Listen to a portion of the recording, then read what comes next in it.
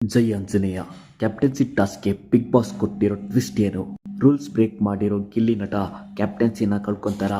Big boss ಮನೇಲಿ ಏನಾಗ್ತಿದೆ ಅಂತ ನೋಡೋದಾದ್ರೆ, ನೆಕ್ಸ್ಟ್ ವೀಕ್ ಕ್ಯಾಪ್ಟನ್ ಯಾರು ಆಗಬೇಕು ಅನ್ನೋದಕ್ಕೆ ಬಿಗ್ ಬಾಸ್ ಮನೆಗೆ ಬಂದಿರೋ contestants family maximum vote Gilli ನಟಗೆ ಹಾಕಿರ್ತಾರೆ. So Gilli Nata next captain ಅಂತ ಆಲ್ಮೋಸ್ಟ್ ಫಿಕ್ಸ್ ಆಗಿರುತ್ತೆ. ಬಟ್ ಬಿಗ್ ಬಾಸ್ ಒಂದು ಟ್ವಿಸ್ಟ್ ಕೊಟ್ಟಿದ್ದಾರೆ. ಮ್ಯಾಕ್ಸಿಮಮ್ ವೋಟ್ ಬಂದಿರೋ ಗಿಲ್ಲಿ ನಟ ಡೈರೆಕ್ಟ್ ಕ್ಯಾಪ್ಟನ್ ಆಗ್ಬೋದು, ಇಲ್ಲ ಅಂದರೆ ಕ್ಯಾಪ್ಟನ್ಸಿನ ಸ್ಯಾಕ್ರಿಫೈಸ್ ಮಾಡಿ ಕಾವ್ಯಶೇವ ಫ್ಯಾಮಿಲಿನ ಬಿಗ್ ಬಾಸ್ ಮನೆಗೆ ರೀ ಎಂಟ್ರಿ ಮಾಡಿಸ್ಬೋದು ಅಂತ. ಸೊ ಇವಾಗ ಗಿಲ್ಲಿ ಕ್ಯಾಪ್ಟನ್ಸಿನ ಸ್ಯಾಕ್ರಿಫೈಸ್ ಮಾಡ್ತಾರೆ, ಕಾವ್ಯಶೇವ ಫ್ಯಾಮಿಲಿ ಬಿಗ್ ಬಾಸ್ ಮನೆಗೆ ರೀ ಎಂಟ್ರಿ ಆಗುತ್ತೆ. ಇದಾದಮೇಲೆ ನೆಕ್ಸ್ಟ್ ಕ್ಯಾಪ್ಟನ್ ಆಗೋದಕ್ಕೆ ಬಿಗ್ ಬಾಸ್ ಕ್ಯಾಪ್ಟನ್ಸಿ ಟಾಸ್ಕ್ನ ಕೊಡ್ತಾರೆ. ಇದರಲ್ಲಿ ಫಸ್ಟ್ ಹೈಯೆಸ್ಟ್ ವೋಟ್ ಬಂದಿರೋ ಗಿಲ್ಲಿ ನಟ ವರ್ಸಸ್ ಸೆಕೆಂಡ್ ಹೈಯೆಸ್ಟ್ ವೋಟ್ ಬಂದಿರೋ ಅಶ್ವಿನಿ ಗೌಡ ಆಡ್ತಾರೆ. ಟಾಸ್ಕ್ ಏನಪ್ಪ ಅಂದರೆ, ಗಾರ್ಡನ್ ಏರಿಯಾದಲ್ಲಿ ಲೊಕೇಟ್ ಮಾಡಿರೋ ಸ್ಕ್ವೇರಲ್ಲಿ ಇರಬೇಕು.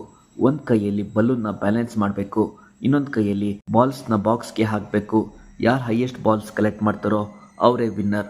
ಆಲ್ಮೋಸ್ಟ್ ಗಿಲ್ಲಿ ನಟ ವಿನ್ ಆಗ್ತಾರೆ ಆ್ಯಂಡ್ ಕ್ಯಾಪ್ಟನ್ ಆಗ್ತಾರೆ. ಕ್ಯಾಪ್ಟನ್ ಆಗಿರೋ ಗಿಲ್ಲಿ ನಟ ಮೈಕ್ ಹಾಕ್ತಲೇ ಮಾತಾಡಿ ಫಸ್ಟೇ ರೂಲ್ಸ್ ಬ್ರೇಕ್ ಮಾಡ್ತಾರೆ.